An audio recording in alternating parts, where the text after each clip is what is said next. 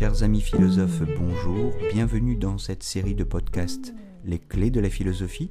Je m'appelle Jérôme Ravenet et je partage avec vous des conseils et une réflexion sur les clés utiles pour entrer en philosophie à travers les exercices académiques de la philosophie, la dissertation et l'explication de textes autour des auteurs du programme officiel des examens et concours du secondaire et du supérieur. Chers amis auditeurs, bonjour. Nous revenons aujourd'hui pour approfondir la question « Le langage peut-il représenter la réalité ?» Dans notre précédente capsule sur le problème métaphysique de la représentation du réel par le langage, nous avons mesuré toute la difficulté de la question et nous sommes arrivés à cette conclusion que le langage est un voile, le voile de Maya pour parler comme les Indiens, pour reprendre la métaphore indienne. Conclusion provisoire, bien sûr, d'où jaillit la question, où faudra-t-il chercher la vérité qui dévoile le réel ? Et pour savoir ce que nous cherchons, encore faut-il pouvoir s'en faire une idée, en avoir une définition. Alors je vous propose d'envisager, disons au moins, 3 grands types de réponses possibles à la question de la nature du réel. Premièrement, on peut considérer que le réel est tout simplement ce qui échappe à la perception partielle ou partiale que nous en avons. On peut le concevoir comme ce vis-à-vis inaccessible, comme un absolu en face de nous qui reste inconnaissable en soi dans son absoluité. Et tels sont par exemple chez Kant la chose en soi ou le monde. Et dès lors, cet en soi ne peut être connu que de façon limitée, partielle, selon les formes ou les articulations qui découpent les langages humains selon leur propre structure. Le réel et les choses existent en soi, mais étant inaccessibles, nous devons nous contenter de la réalité que nous en construisons à travers nos représentations. Donc distinguons bien le réel qui se trouve en face de nous et la réalité qui est la reconstruction, l'interprétation, la représentation humaine de ce réel qui reste en soi extérieur, absolu, inaccessible. C'est le point de vue de Kant. Et c'est le point de vue de la linguistique de Benveniste qui est, comme la pensée universitaire dominante, disons, d'inspiration kantienne. En effet, Benveniste écrit, je le cite dans les problèmes de linguistique générale, « Le linguiste, pour sa part, estime qu'il ne pourrait exister de pensée sans langage et que par la suite, la connaissance du monde se trouve déterminée par l'expression qu'elle reçoit. Le langage reproduit le monde, mais en le soumettant à son organisation propre. » Fin de citation. Bien.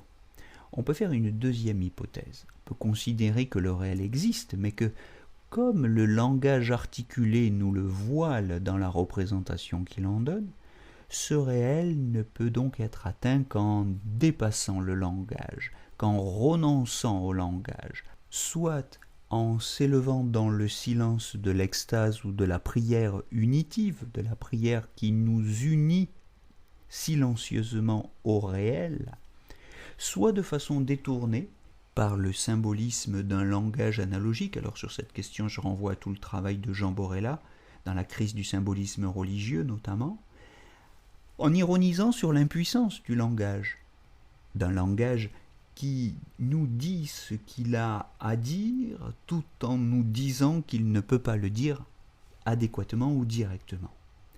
Alors, ce deuxième point de vue, c'est le point de vue de toute la tradition mystique qui, en philosophie, part du Platon du livre 6 de la République, qui passe par Denis l'Aréopagite, par la mystique rhénane de Maître Eckhart, Toller, Suso, qui passe par l'œuvre de Bonaventure, qui inspirait encore Montaigne, qui passe par la poésie mystique de Saint Jean de la Croix, Thérèse d'Avila, et qui va jusqu'à Fénelon et Madame Guyon, qui passe par toutes les mystiques orientales, bouddhisme, taoïsme, hindouisme, et occidentale, jusqu'à Wittgenstein, ce Wittgenstein qui concluait apophatiquement le Tractatus Philosophicus en disant que ce qu'on ne peut pas dire, il faut le taire.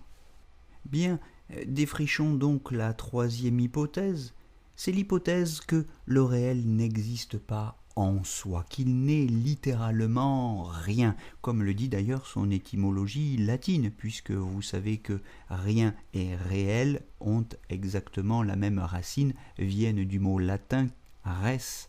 Et il s'est trouvé des philosophes qui ont poussé cette hypothèse radicale jusqu'au bout, considérant que le réel n'était rien, qu'il n'était pas une chose, qu'il n'était qu'une projection subjective, la création subjective d'un langage du sujet, une fiction de son imagination, de sa pensée, donc tout le contraire d'une réalité existant objectivement comme un vis-à-vis de la pensée.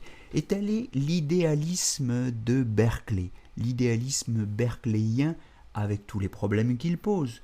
On a là au fond une métaphysique tout à fait originale qui se résume ou se condense dans la formule esse est percipi, c'est-à-dire l'être n'est que ce que je perçois, l'être des choses n'est que ce que nous en percevons. Alors, le réel existe-t-il objectivement, comme le supposait le bon sens commun, qui était plutôt kantien, ou n'a-t-il aucune existence indépendante de la conscience qui s'en fait une idée et qui se le représente? Voilà. Ma conclusion méthodologique, mon objectif pour la présente capsule n'est pas de répondre à cette question. Mon objectif est simplement de reformuler en termes clairs ce qu'on pourrait appeler le problème de la métaphysique et de proposer à mon cher public, aux auditeurs, les distinctions fondamentales qui sont les clés qui permettent de s'orienter au cœur de ce labyrinthe de questions. Questions qui sont tenues par les philosophes eux-mêmes pour être les plus difficiles. Alors, j'ai proposé une analyse approfondie, quoique relativement condensée, en 123 pages, de ce parcours orienté, de ce qu'on pourrait appeler une odyssée de la conscience, dans sa recherche de la vérité, dans mes essais de grammaire universelle de métaphysique, parus en 2023 aux éditions Vérone. Donc si vous avez des difficultés à comprendre l'analyse de cette question métaphysique de la représentation du réel par le langage, ne vous inquiétez pas outre mesure, c'est tout à fait normal, c'est une question difficile pour les philosophes eux-mêmes, mais rien ne vous empêche de réécouter ces capsules, de bien prendre des notes, de bien noter les définitions qui permettent de baliser un petit peu le parcours et de vous donner quelques clés utiles. J'espère que ces podcasts vous sont utiles. N'hésitez pas à me partager vos retours et je vous donne rendez-vous demain ou la semaine prochaine pour un nouveau podcast des clés de la philosophie. Belle journée à tous.